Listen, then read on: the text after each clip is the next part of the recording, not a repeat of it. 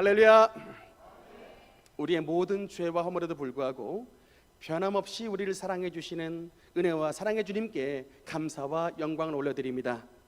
오늘 예배 시간 가운데 은혜의 성령께서 주관해 주시고 역사해 주셔서 이사야 58장 8절의 말씀, 그리하면 내 빛이 새벽같이 비칠 것이며 내 치유가 급속할 것이며 내 공의가 앞에서 행하고 여호와의 영광이 내 뒤에 호위하리니. 우리 예배 시간의 말씀을 통해서 우리 하나님의 빛이 우리 삶 가운데 비춰서 치유가 급속히 나타나고 하나님의 영광이 무엇인가 체험할 수 있는 은혜와 축복의 예배 시간이 되시기를 주님 이름으로 축원합니다. 우리는 지금 계속해서 하나님께서 이스라엘 백성들에게 주신 첫 언약 10계명에 대해서 말씀을 나누고 있습니다. 먼저 간단하게 지난 시간에 나눴던 거 한번 복습을 해보도록 하겠습니다. 10계명을 받은 사람이 누구였습니까? 모세가 받았고요. 그 모세가 10계명을 받은 산의 이름은 시내산이었고, 그 다음에 10계명의 법조항의 총 개수가 몇 개인 줄 아십니까? 10개. 똑똑하십니다. 참고로 우리나라 여러분 헌법이 총 몇 항으로 이루어졌냐? 130조 부칙 2로 이루어졌어요.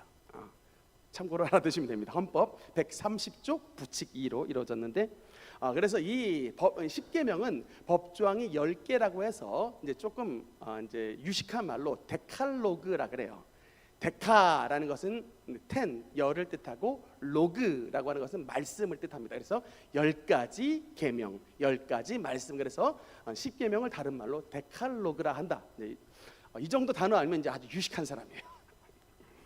네, 이제 오늘 그래서 이제 특히 이제 그 10계명은 10가지 계명은 특별히 크게 두 가지 파트로 나눠졌다. 하나는 뭐에 대해서? 하나님께 대한 계명이었고, 다른 하나는 사람에 대한 계명이었는데, 하나님에 대한 계명은 1에서 4계명이었고 사람에 대한 계명은 5에서부터 10계명. 그래서 이렇게 두 가지 파트로 나눠졌다. 이렇게 서론에 대해서 말씀을 드렸었습니다. 오늘은 이제 하나님에 대한 계명에 속한 10계명 제2계명에 대해서 말씀을 나누겠습니다. 한번 따라합시다. 너를 위하여 우상을 만들지 말라. 너를 위하여 우상을 만들지 말라. 아멘. 여러분, 오늘 우리가 읽었던 10계명 제2계명은 특징이 몇 가지의 특징이 있습니다. 근데 그 중에 뭐냐면, 첫 번째 특징이 뭐냐면 10가지 계명 가운데 계명의 절수가 가장 길어요. 여러분, 이거 10계명 지금 성경 암송대에 도전하시는 분 벌써 2계명서부터 좀 이렇게 외우기가 쉽지 않죠. 가장 긴 계명인데, 히브리 단어가 몇 개가 쓰여 있냐면 무려 43개의 단어가 이루어져서 10계명 제2계명을 만들고 있습니다. 하나님께서 10계명 제2계명을 이렇게 길게 쓰신 여러분 이유가 혹시 뭔지 아시겠습니까? 하나님께서 특별히 다른 계명보다 10계명 제2계명을 길게 쓰신 이유는 뭐냐면, 인간 세상에 하나님 앞에서 가장 크게 범죄하는 가장 보편적인 죄악이 바로 이 우상 숭배의 죄이기 때문에 그렇습니다. 가장 인류가 만들어진 이래에 지금까지 하나님의 마음을 가장 아프게 한, 오랜 시간 동안 하나님 앞에서 가장 크게 죄를 범했던 죄가 바로 우상 숭배의 죄이기 때문에 그래요. 그래서 가장 길게 써놨습니다. 여러분, 이 우상 숭배의 죄를 하나님이 엄격히 금지를 해놓으셨는데, 그 금지의 단어가 4절 5절이 절수 가운데 총 4번에 걸쳐서 금지를 하고 있습니다. 뭐뭐 하지 말며라고 말을 하는데 형광펜으로 칠했습니다. 그래서 우상을 만들지 말고, 어떤 형상도 만들지 말고, 그것들에게 절하지 말고, 그것들에게 섬기지 말라. 4번에 걸쳐서 말고라고 말씀하고 있습니다. 하나님의 엄청난 강조용법이에요. 하여튼 이 하나님께서 여러분 10계명은 주님의 친필로 쓰셨어요.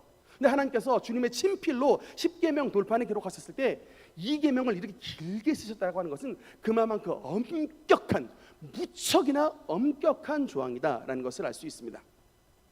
그래서 구체적으로 일단 이 우상이라고 하는 것이 뭐냐?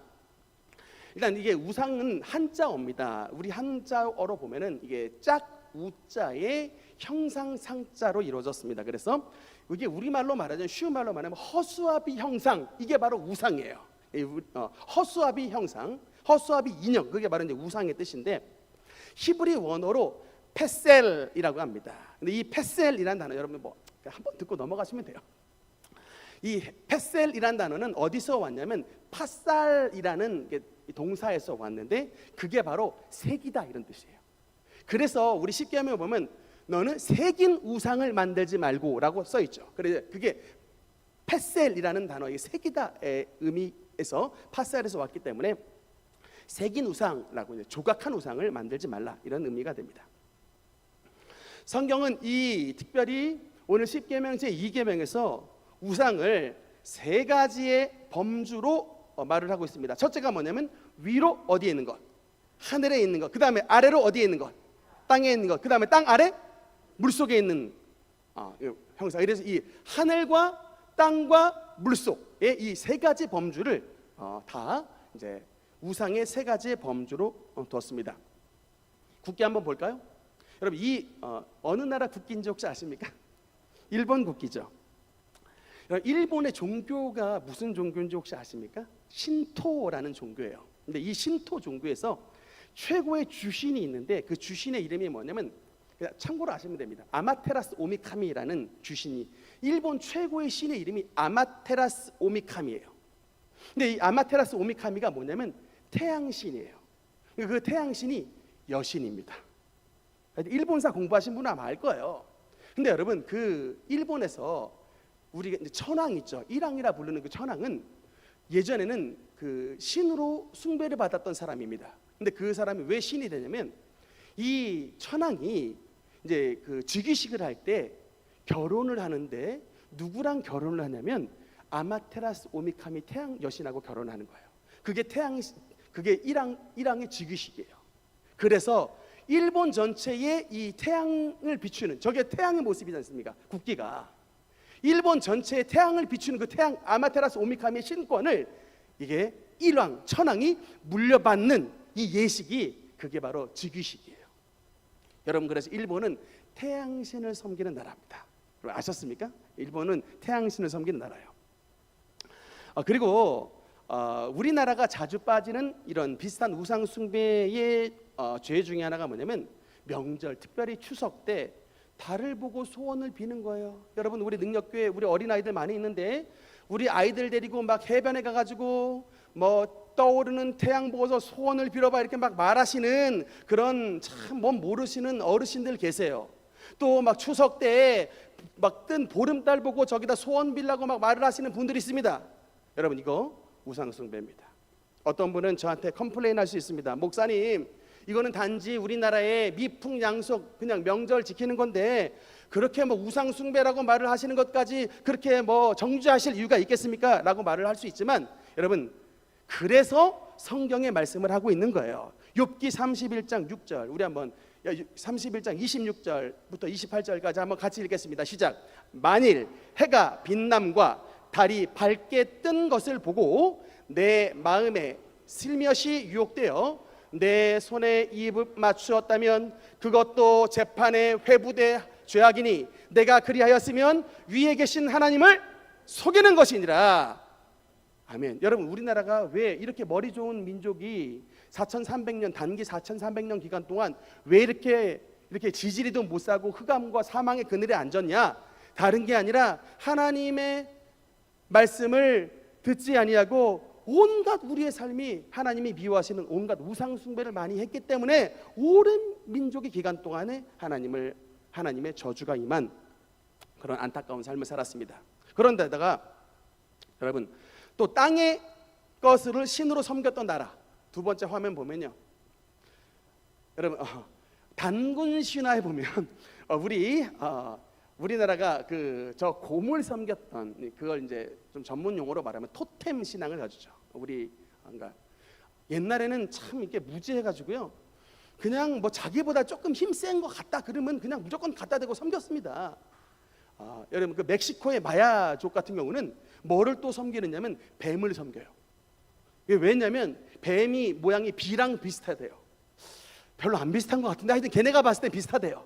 그래가지고 저 뱀신을 섬기면 막 비가 잘 내려가지고 농사를 잘 진다 그래가지고 마야족들은 뱀신을 섬겼습니다. 하여튼 근데 하나님은 땅에 있는 것, 뭐 호랑이나 곰이나 뱀이나 이런 것들 다 하나님 안에서 섬기지 말라라고 말씀했습니다. 그 다음에 밑에 물속에 있는 것 섬겼던 나라가 어디였느냐? 그럼 그 유명한 블레셋이라는 나라인데, 그 블레셋이라는 나라가 섬겼던 신의 모양을 한번 보겠습니다.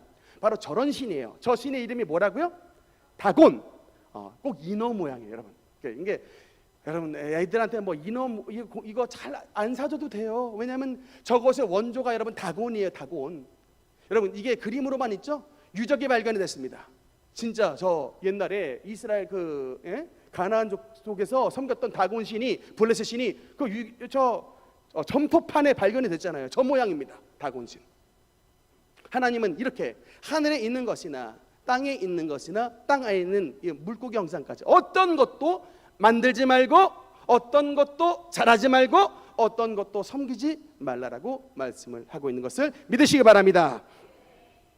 여러분께 한번 질문해 보겠습니다. 그러면 왜 세계 도처에 우상이 없는 곳이 없는데 왜 이렇게 세상에 우상이 많이 존재하는 것일까? 여러분께 한번 질문을 드린다면 뭐라고 답을 하겠습니까? 왜 이렇게 세상에 우상이 많을까요? 일본 여행 갔다 오신 분 불상 엄청나게 보고 오시죠. 동남아 여행 갔다 오신 분 불상 엄청나게 구경하다 오시죠. 정말 여러분 뭐 일본 동남아뿐만 아니라 세계 각처에 우상이 없는 곳이 없는데, 여러분 왜 세계 각처에 이렇게도 많은 우상이 존재할까? 여러분 저는 두 가지로 답을 드릴 수가 있는데, 하나는 뭐냐면 인간의 불안한 심리 때문입니다. 그 다음에 두 번째 이유는 뭐냐면 그 불안한 인간이 행복을 추구하는 행복 추구에 대한 욕구가 있기 때문에 그렇습니다. 불안심과 행복 추구에 대한 욕구, 이 두 가지가 온 세상 도처에 우상이 존재하는 이유예요. 종교학적으로 보면 모든 종교의 출발은 불안이에요. 엊그제 저희가 참배기도원에 갔는데 화천에도 밤에 천둥 번개가 치는데 산 아래서 막 엄청나게 하여튼 내리치더라고요. 야, 이 하여튼 번개가 막 그냥 화천 동네로 막 다 쏟아지는 것 같아요. 막 어마어마 밤에 막 하여튼 엄청나게 쏟아지는데, 이게 안타깝게도 어제 뉴스인가 봤더니 양양의 해변에 그냥 이게 벼락에 쳐가지고 양양 해변에서 발을 담그고 있었던 6명이 벼락 맞아가지고 한 명은 심정지되고 부상을 입었던, 세상에 해변가에 발 담그고 있는데 벼락 맞을 줄 누가 어떻게 하냐고요.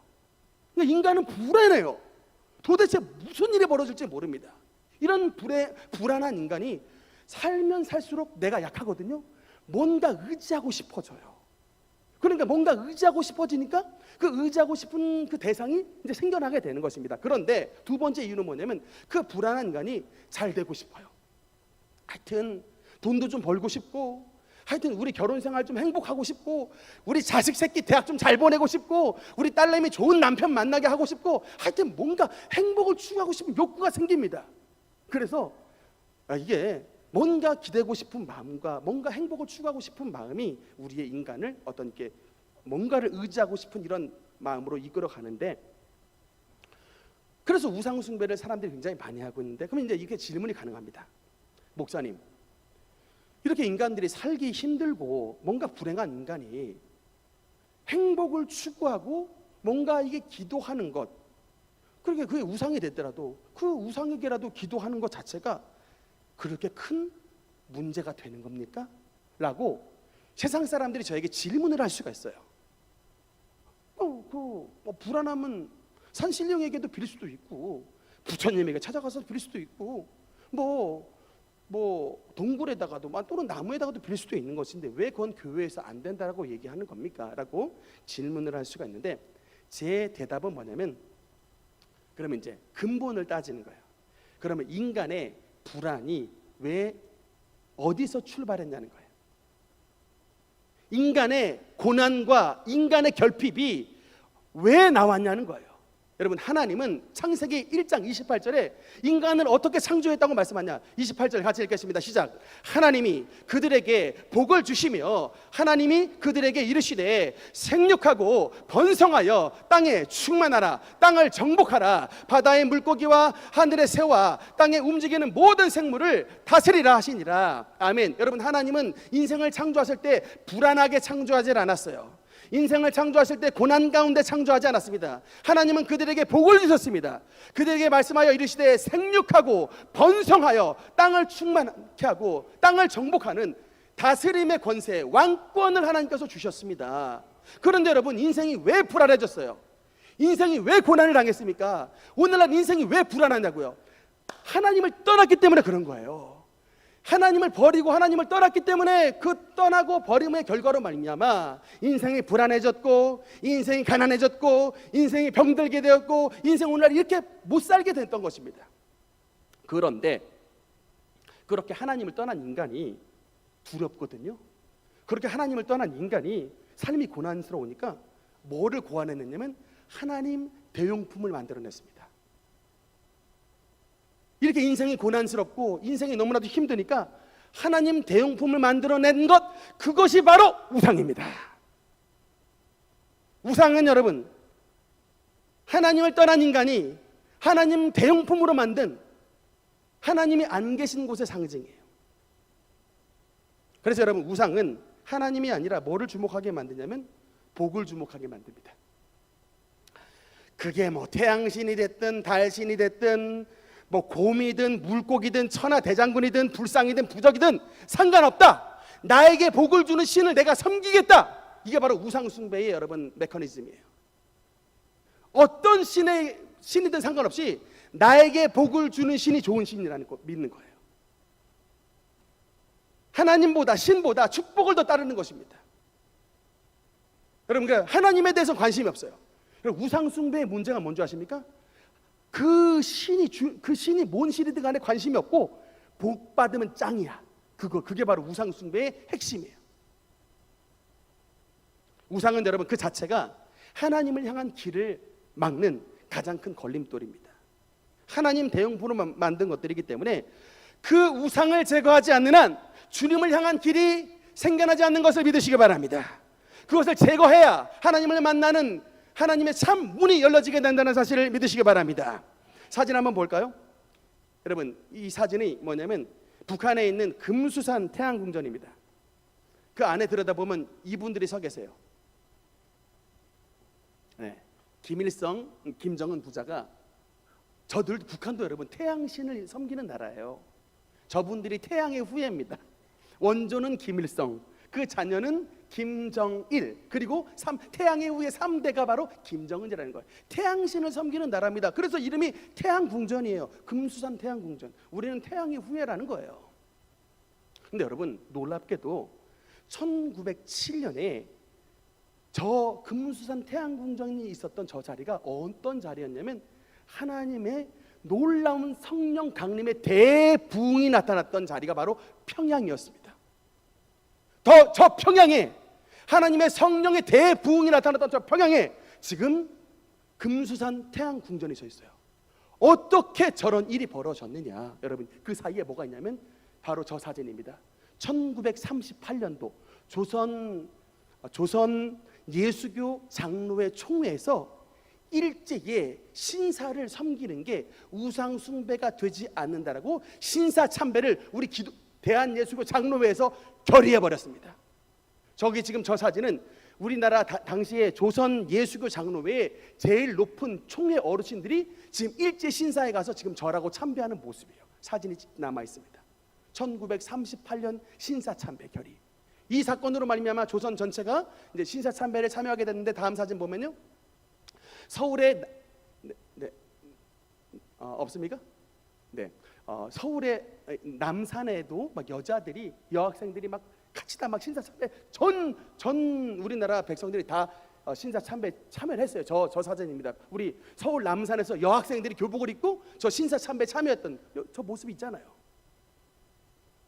목사님들이 괜찮다고 다 가담하니까 대한민국 전체가 다 그 죄악에 가담했습니다. 그때 당시에 반대했던 분, 그 유명한 주기철 목사님이세요. 일사가고 내 목에 칼이 들어와도 절대로 신사참배할 수 없다라고 각오하고 그 못신한 그 뾰족뾰족한 못길을 맨발로 걸어가는 순교자의 길을 걸어가셨다는 거 아닙니까? 여러분 같으면 그 앞쪽 못 같은 게 이 앞에 펼쳐지는 이 길을 맨발로 걸어가라 그러면 걸어가시겠냐고요? 신사참배할래? 이 길 걸어갈래? 그 길 걸어가셨다니까요. 그래서 주기철 목사님 나중에 결국은 이 해방도 못 보고 돌아가셨다니까요. 온몸에 이 일제의 신사참배 이거 반대한다는 이로 얼마나 옥고를 치르셨는지. 그런데 저런 분은 소수고 결국은 평양에 하나님의 성령의 불이 떨어졌던 곳에 우상을 숭배했더니 여러분 이북이 지금 어떻게 됐습니까? 금수산 태양궁전의 자리로 바뀌어버렸던 거예요. 여러분 이게 남 얘기가 아니라니까요. 하나님의 지금 성령의 불이 떨어졌다고 우리가 그냥 넋놓고 지내서는 안 돼요. 성령의 그 당시에 1907년에 평양 대붕은 대한민국 전체를 발칵 뒤집어놓는 하나님의 어마어마한 성령의 불이 떨어졌습니다. 그런데 잠깐 시험이 든다고 우상 숭배에 대한 이런 유혹과 시험이 든다고 다 굴복해버렸더니 그곳이 어떻게 됐어요? 마귀의 센터가 됐다니까요. 평양 태양신을 섬기는 하나님이 아닌 태양신을 섬기는 주님을 대적하는 가장 우상의 본거지가 되었다는 것입니다. 저는 주기철 목사님 같은 분은 한국판 다니엘과 새 친구예요. 느부갓네살의 신상 앞에 절하지 않겠다. 차라리 풀무불에 들어갈 망정 나는 절하지 않겠다고 순교를 각오하셨던 분들, 주기철 목사님, 손양환 목사님, 그리고 그때 나왔던 교단이 그 유명한 고신교단이에요. 고신교단은 신사참배에 가담하지 않은 분들이 모여서 만들어낸 교단이 바로 고신교단입니다. 출발이 굉장히 아주 잘한 교단이죠. 단적으로 말하겠습니다. 우리가 왜 우상 숭배를 하지 말아야 되느냐? 로마서 1장 18절 말씀 한번 같이 읽겠습니다. 시작. 하나님의 진노가 불의로 진리를 막는 사람들의 모든 경건하지 않음과 불의에 대하여 하늘로부터 나타나나니. 아멘. 여러분 우상 숭배를 왜 하지 않는다고요? 왜 하지 말아야 된다고요? 하나님의 진노를 받기 때문입니다. 어떤 사람에게? 20절 말씀 23절 같이 읽겠습니다. 시작. 썩어지지 아니하는 하나님의 영광을 썩어질 사람과 새와 짐승과 기어다니는 동물의 모양 우상으로 바꾸었느니라. 썩어지지 않은 하나님의 영광을 썩어질 사람과 썩어질 새와 썩어질 짐승과 기어다니는 동물의 우상으로 바꾼 그런 우상 숭배 죄로 말미암아 하나님의 진노가 임하게 됐다는 것입니다. 여러분 저는 군대 시절의 추억을 잊어버릴 수가 없습니다.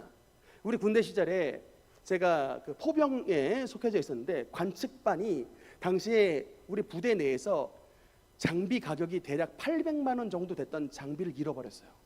부대를 발칵 뒤집었는데도 장비가 어디에 잃어버린지 나오지가 않았습니다.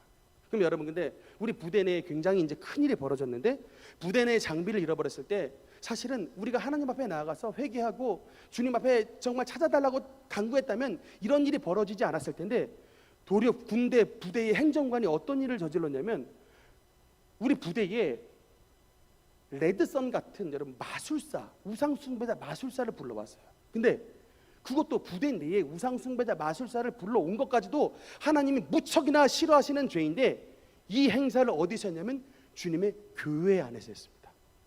제가 쌍수 들고 말렸어요. 절대 주님의 교회 안에 이런 짓을 벌려서는 안 된다. 제가 행정관한테 쌍수 들고 말렸습니다. 절대로 하여튼 부대 내에선 이런 일을 한다 할지라도 주님의 부대 교회 안에서는 이런 일이 절대로 있어서는 안 됩니다 라고 가서 얘기를 했는데 제가 써요? 행정관이 써요?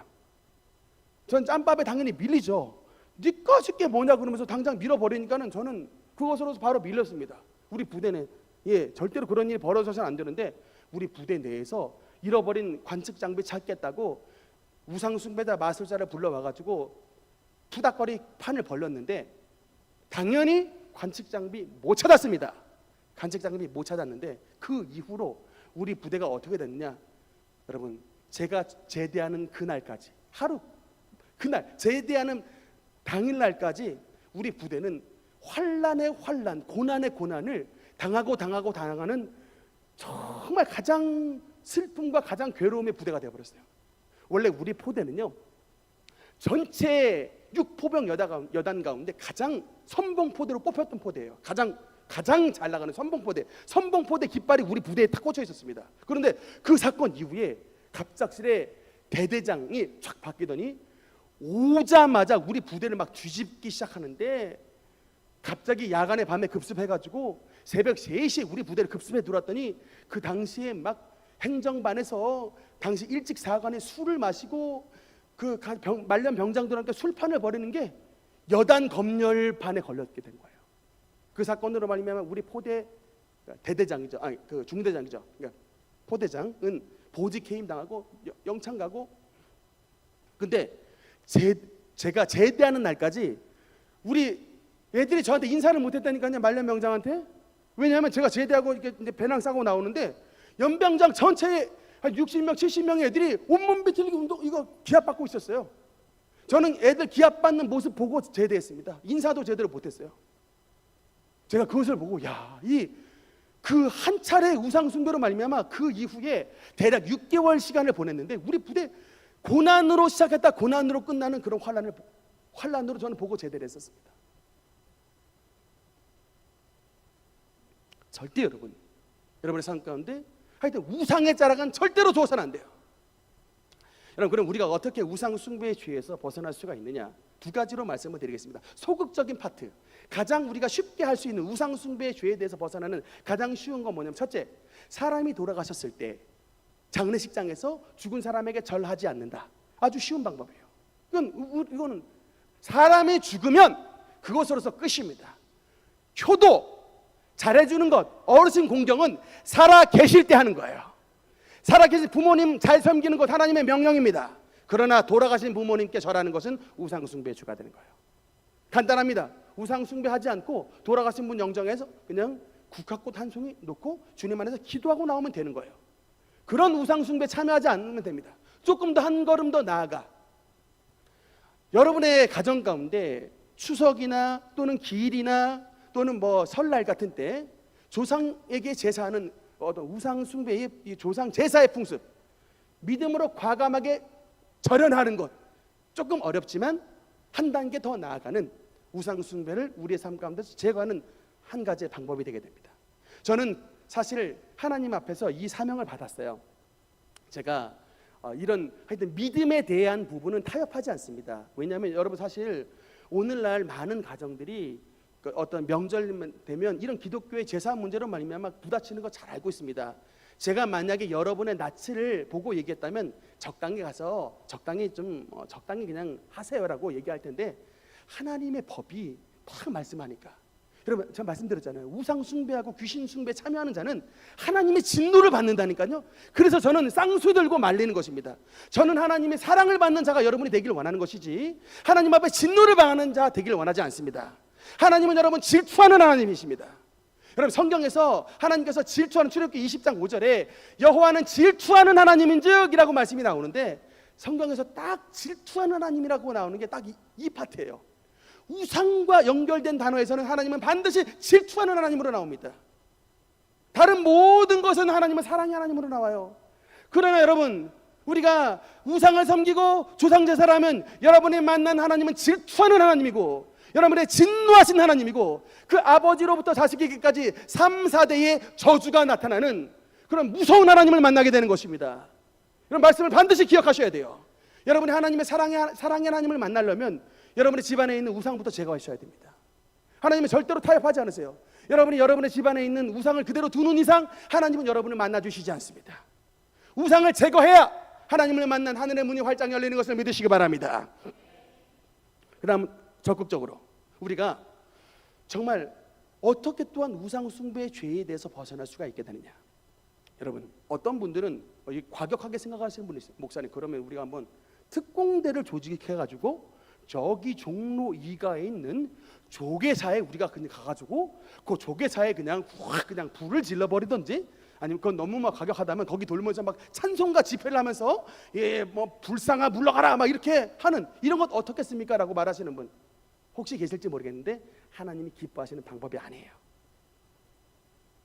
여러분, 하나님께서 구약 시대에는 나라 간의 전쟁을 했었을 때는 어떤 뭐 그런 면이 있었는지 모르지만, 우리가 신약의 복음에는 그런 방법이 아니에요. 여러분, 그럼 우리는 어떻게 살아야 되느냐? 이 부분에 대해서 유명한 아브라함 카이퍼 박사가 여러분 그림의 사진 한번 볼까요? 이 유명한 이 아브라함 카이퍼 박사, 이분이 여러분 누구냐면 네덜란드의 목사님인데, 네덜란드의 목사님이시면서도 얼마나 똑똑한지 네덜란드의 총리가 되셨던 분이에요. 국회의원과 총리가 되셨던. 그래서 화란의 자유대학이라고 하는 미국 이 네덜란드의 굉장히 명문 대학을 만드신 정말로 브레인이면서 목사님이면서 정치가면서 정말 대단하신 분인데, 저분의 삶의 철학이 뭐냐면 그리스도가 왕이 되게 하랍니다. Let Christ be King입니다. 너의 발걸음이 닿는 곳에 Let Christ be King, 너의 발걸음이 닿는 곳에 그리스도가 왕이 되게 하랍니다. 여러분, 우리는 어떻게 세상의 우상을 정복합니까? 바로 이것이에요. 너의 발걸음이 닿는 그곳에 Let Christ be King, 너의 발걸음이 닿는 바로 그곳에 그리스도가 왕이 되게끔을 나타내라는 거예요. 학교에서, 직장에서, 사업터에서, 교회에서 너가 하나님의 사람인 것을, 너의 주인이 하나님인 것을, 너의 주인이 그리스도인 것을 드러내라는 거예요. 그렇게 해서 우상을 정복하라는 거예요. 여러분, 이 말은 뭡니까?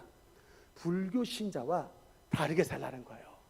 그게 가서 불상 깨트리는 이런 미개한 짓 하는 게 아니라, 불교 신자가 너 앞에서 스스로 불상을 버릴 수 있도록 하나님의 사람으로서 새롭게 살라는 것입니다. 내가 불상을 버리고 내가 하나님 예수님을 믿어야 되는 그 이유를 바로 여러분을 통해 발견하게끔 그렇게 생활하라는 거예요. 그것이 바로 우상을 정복하는 길입니다. Let Christ be King, 그리스도가 왕이 되게 하라. 여러분, 이 사명은 너무나도 쉽지 않습니다. 왜? 저와 여러분 다 죄인이에요.